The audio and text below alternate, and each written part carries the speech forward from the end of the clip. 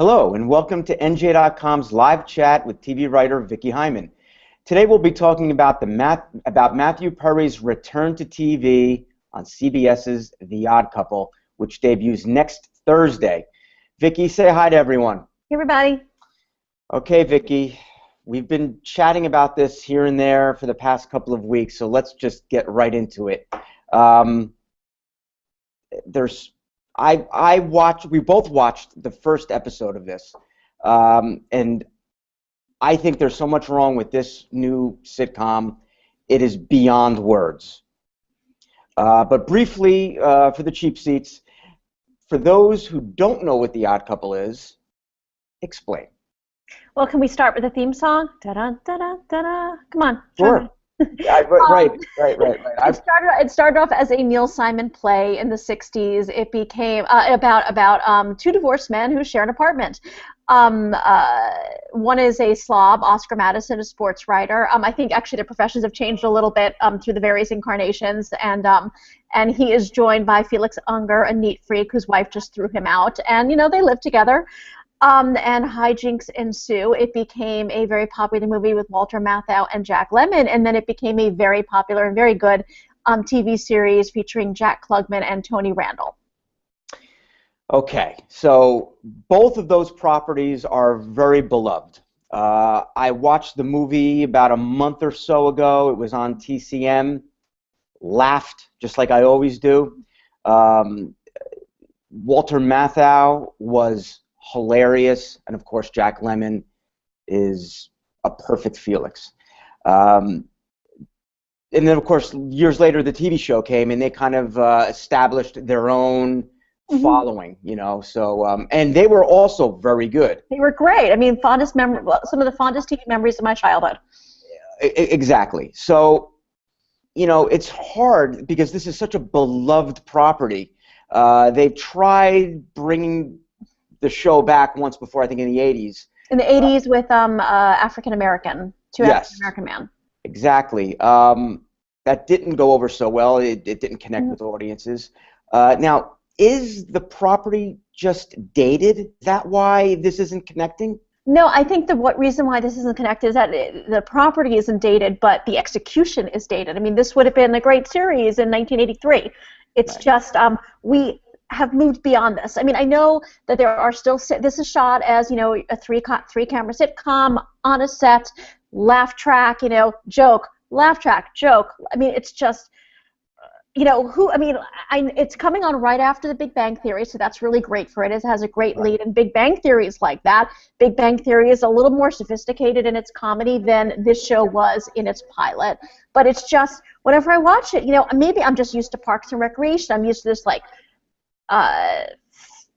filmed single camera thing. That's where we are right now, and this just feels like ridiculous and old and dated, like Three's Company, and I'm watching Three's Company again. Although Three's Company was also a lot funnier than the pilot of the Odd Couple. Well, I mean, I will remind you that the first 2 seasons of the Odd Couple TV series was shot as a single camera comedy, and then they brought in live in front of a studio audience. And I do think this was shot in front of a studio audience, and I do disagree there. But I have to admit that Matthew Perry, God, I mean, first of all, he's had some awful luck post Friends, and he's not even phoning this in. Oh. He looks catatonic. Well, that's what I don't understand. He developed this show for CBS. He loves this show, and then he seems so incredibly not invested in what he's doing there. It's so perfunctory. It's beyond comprehension to me, what he is doing there. I'm not buying him as Oscar Madison. I'm not buying much of anything that's going on the show. Everything from the sets to the wardrobe, it feels so contrived. The jokes weren't even funny. They even lifted dialogue from Neil Simon's play, and that wasn't even funny. And those are funny lines. It's just not translating. Is there a curse among Friends. No. The funny thing is, it's really weird because you, Anthony, turned me on to episodes starring Matt LeBlanc, which I think is so incredibly terrific. It's so funny. He is great at. Yeah, he is actually playing, himself. Maybe you get to a point of your fame that you can only play variations on yourself, and when you try playing somebody else, it's like, ugh. Because Lisa Kudrow, she's certainly not playing herself in The Comeback, which she was also great at on HBO, which returned for its second season.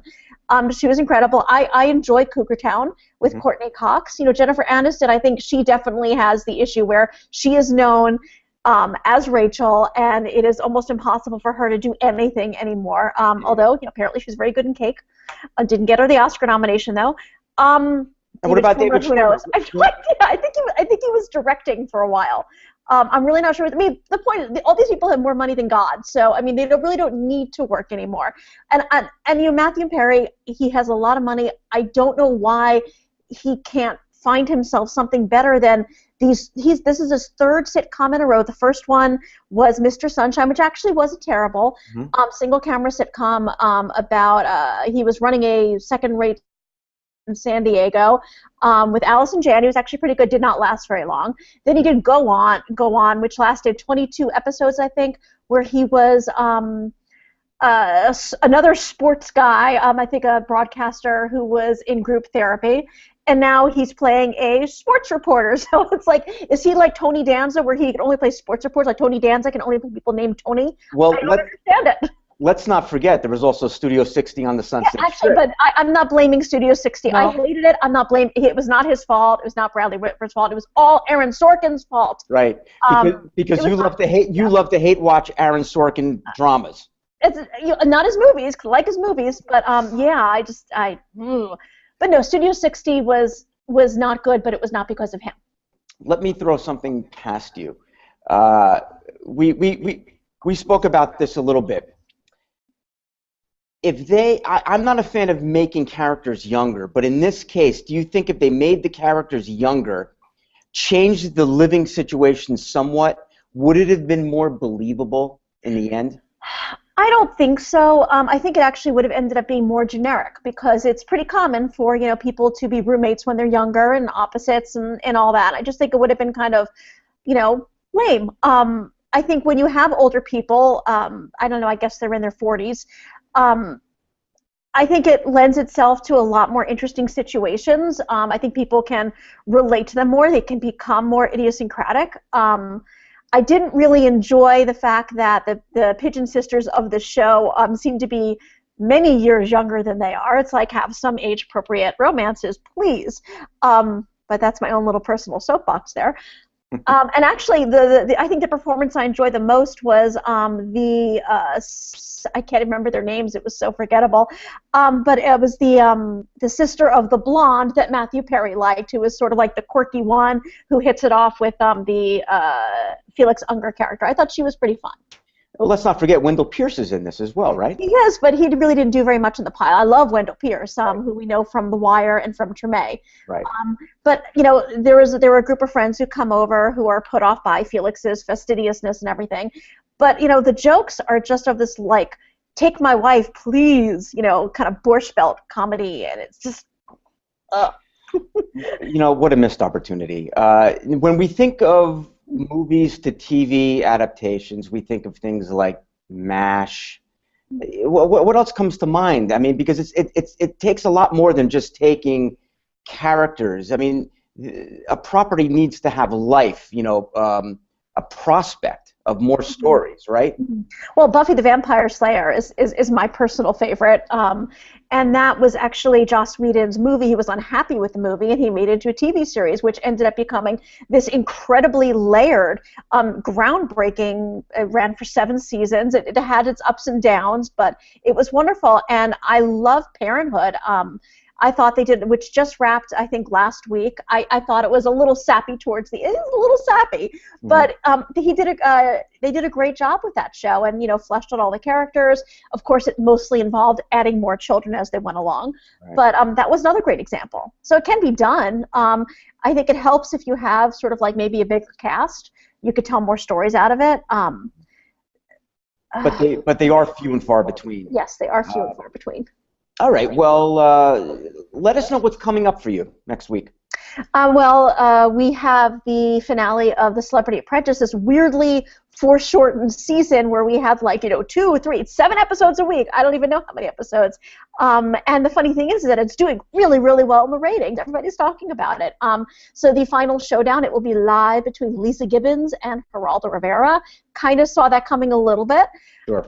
That's Monday night at 8 p.m. And the finale, speaking of shows, 2.5 Men finale after 12 seasons, Thursday night at 9 p.m. I watched half of one episode to prep for a little talk, and it's not as terrible as I remembered it. Okay. Actually, Ashton Kutcher is a little bit charming. It is just I have a difficult time watching these bump sitcoms anymore. And a new sitcom that's coming next week is One Big Happy, which is about an untraditional family. You have two friends, a man and a woman, been friends for a long time. She's a lesbian. She decides she wants to start a family. He's single. Let's have a baby together, raise it. It all works out great until he finds the love of his life and marries her in the spur of the moment. So that's Tuesday nights at 9:30 p.m. I was just about to sit down and watch the screener. So I can't tell you how it is. I do not have high hopes for it based on the what I've seen in the trailer. All right. Well, Vicki, we'll be here again next week. That wraps it up for us. Join us, like I said, next week for another TV chat. Until then, visit NJ.com Entertainment for all of your entertainment needs in the Garden State. Take care, everyone.